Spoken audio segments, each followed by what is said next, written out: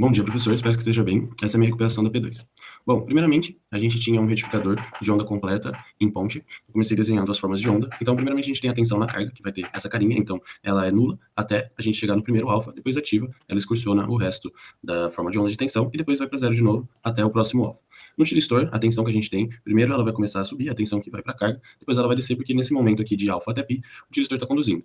Depois, esse momento aqui, a tensão de linha está aparecendo em cima dele, por conta que o outro tiristor ainda não está ativado. E depois, a partir de alfa 2, a gente tem outro tiristor funcionando, então a tensão dele sobe.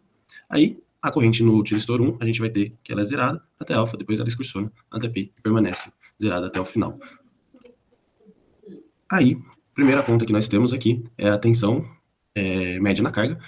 Então, o nosso período, como trata-se de um retificador de onda completa, é π, e a gente vai ter de alfa até π, como pode ser visto lá na forma de onda. Então, a gente, fazendo as devidas operações, a gente chega aqui, a tensão na carga vai ser 0,57 de VA. A corrente no x-tor média, a gente teria, então, que o período no x-tor vai ser 2π, então é só pegar a forma de onda, a coisa que a gente fez aqui na tensão, e dividir pela resistência, visto que a gente não tem indutâncias nesse circuito. Então, fazendo de alfa até π, a gente chega aqui, a corrente no tiristor média é de 0,28 de VO sobre R.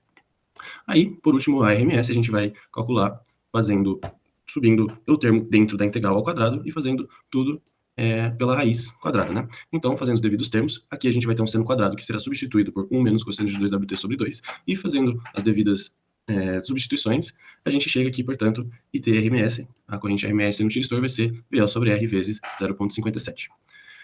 No exercício B, a gente também tem uma carga puramente resistiva e a gente tem que avaliar a continuidade desse circuito.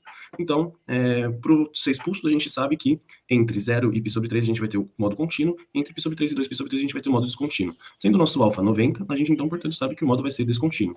Porém, a gente também pode fazer o cálculo do beta crítico, né? O nosso beta vai ser 180, né? Visto que a carga é puramente resistiva, e o nosso beta crítico vai ser 2π sobre m, e m vai ser, no caso, o número de pulsos, nesse caso 6, e o alfa 1 vai ser 90 mais 60, para esse caso também, onde a gente tem um retificador de 6 pulsos. Então, nosso alfa 1 vai ser 150, fazendo as devidas contas, a gente chega aqui, beta crítico é 210. 210 é maior que 180, portanto, o beta crítico vai ser maior que o beta. Então, a gente já sabe que não terá excursão até o próximo ângulo de disparo do tiristor, portanto, o modo será descontínuo.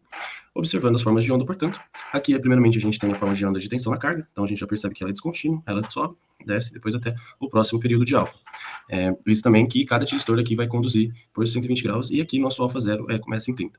Então, dessa forma, a gente tem aqui o nosso alfa 1, e os demais alfas com a mistura dos tiristores, e a partir disso também a gente consegue fazer a forma de tensão e corrente no tiristor. Então, aqui, inicialmente, o tiristor está com a tensão de linha, aí ele vai subir aqui, vai pegar a tensão enquanto não tem condução, enquanto não ativou o próximo alfa, aqui vai ser a tensão de linha, ativou o alfa, a tensão de fase, desativou a tensão de linha, aqui ele estará conduzindo, depois aqui vai ter o alfa do tiristor que está trabalhando junto com ele, então aqui vai passar um pouco de tensão, depois ele termina de conduz pela última vez durante o período de 2π, e aqui ele segue de novo, pegando a tensão de linha, subindo para a tensão de fase quando o tiristor aciona, voltando e terminando a excursão da sua forma de onda.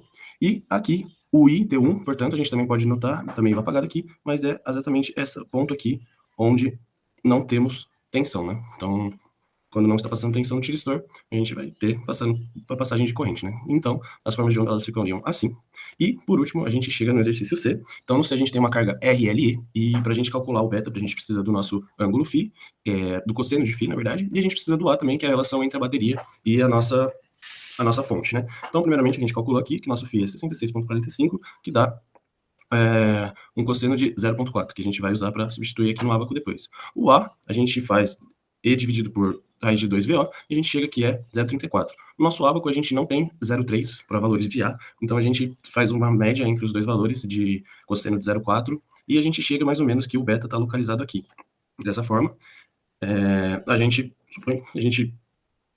diz que o beta está por aqui, então, observando, a gente pode encontrar que o beta vai ser aproximadamente 107 graus. O circuito de 3 pulsos, como o cálculo do beta crítico vai ser dividido por 3, né, visto que são 3 pulsos, e o alfa vai ser mais 30 graus, né? Então, o beta crítico aqui a gente tem que vai ser 210 graus, sendo assim, o modo de condução, nesse caso, vai ser descontínuo. Indo para o ábaco, a gente tem essa forma de onda, né? Então, primeiramente, na carga, a gente vai ter essa forma de onda aqui em roxo, né? Então, ela vai excursionar até o beta, e depois ela vai ter um período aqui até ela ativar o alfa, né? Então, como tem a bateria aqui, isso aqui não acaba não ficando zerado, né? Essa etapa aqui, ela vai ter a tensão da bateria, e depois, quando ativar, daí ela vai ter a tensão da carga. A tensão no thyristor 1, a gente vai ter também esse mesmo esquema. Então, aqui a gente está indo com a tensão de fase. Depois, aqui nesse período, a gente tem uma descida, e aqui ele vai começar a conduzir, né? No caso do thyristor 1. Aí depois aqui, ainda não tem ninguém conduzindo, depois começa a conduzir. A gente vai ter aqui a tensão de fase aparecendo nesse thyristor. Aqui também para de conduzir, então a gente tem esse formato. Aí depois começa a conduzir de novo e a gente volta para essa tensão de fase. A corrente nesse thyristor, ela vai ter uma defasagem, né, por conta do ângulo beta, e como a condução é descontínua, a gente vai ter que, então, ele vai excursionar, vai fazer a excursão aqui até o nosso beta, né? Então, essas foram as formas de onda, e por fim, a gente tinha que fazer o cálculo da corrente média no thyristor. Então, a gente faz essa parte aqui, que já é padrão de alfa beta, mas como a gente tem a bateria na carga, a gente também tem que considerar esse fator no cálculo, né? A corrente que ela está passando. Então, a gente vai tirar da bateria, e também teria a corrente da indutância do indutor, mas em regime permanente, para valores médios, essa corrente vai ser zero. Então, fazendo as contas e substituindo aqui, a gente vai chegar que ITER AVG é 1,02 ampere. Obrigado, professor.